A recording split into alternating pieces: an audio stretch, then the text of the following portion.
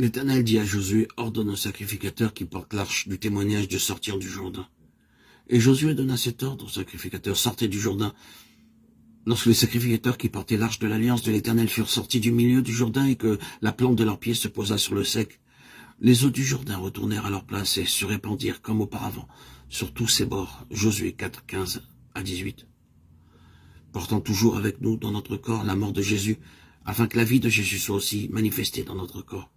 Car nous qui vivons, nous sommes sans cesse livrés à la mort à cause de Jésus, afin que la vie de Jésus soit aussi manifestée dans notre chair mortelle. Ainsi la mort agit en nous, et la vie agit en vous. 2 Corinthiens 4, 10 à 12. Dieu a placé les prêtres dans une position de mort, afin de frayer aux enfants d'Israël une route vivante.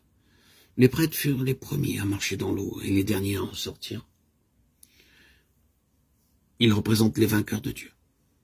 Aujourd'hui, Dieu cherche une compagnie de personnes qui, à l'image des prêtres du récit biblique, marcheront dans l'eau, entreront dans la mort, accepteront la discipline de la croix, se tiendront sur le terrain de la mort en vue d'ouvrir une route vivante en faveur de l'Église.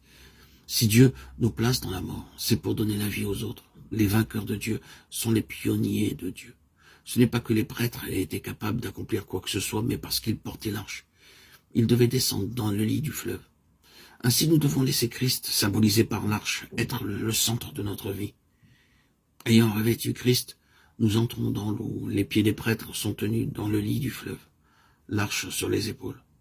En demeurant dans la mort, ils ont élevé Christ. Le lit de la rivière est le lieu de la mort. Cet endroit n'est ni bien confortable, ni attirant, ni reposant. Ils n'étaient pas assis ou couchés, mais debout sur leurs pieds.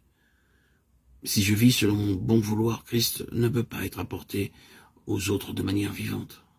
Si je me tiens debout dans le fleuve, à son point le plus bas, alors les autres pourront traverser victorieusement le Jourdain. La mort œuvre en moi, afin que la vie agisse pour les autres.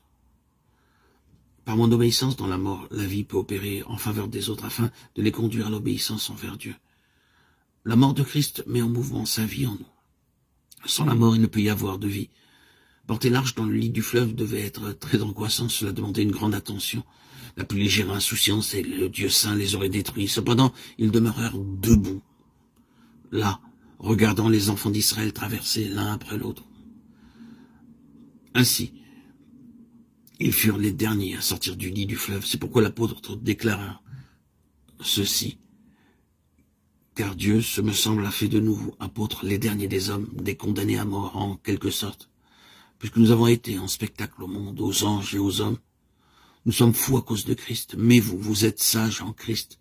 Nous sommes faibles, mais vous êtes forts. Vous êtes honorés et nous sommes méprisés. Jusqu'à cette heure, nous souffrons la faim, la soif, la nudité. Nous sommes maltraités, errants çà et là.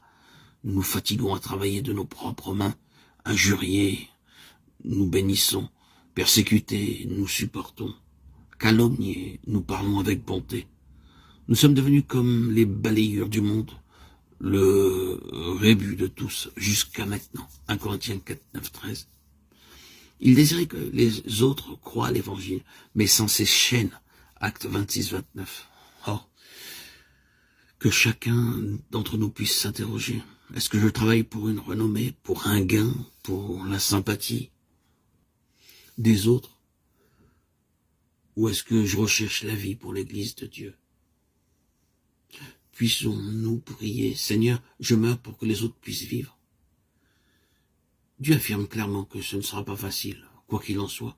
C'est la seule façon d'accomplir le plan éternel de Dieu.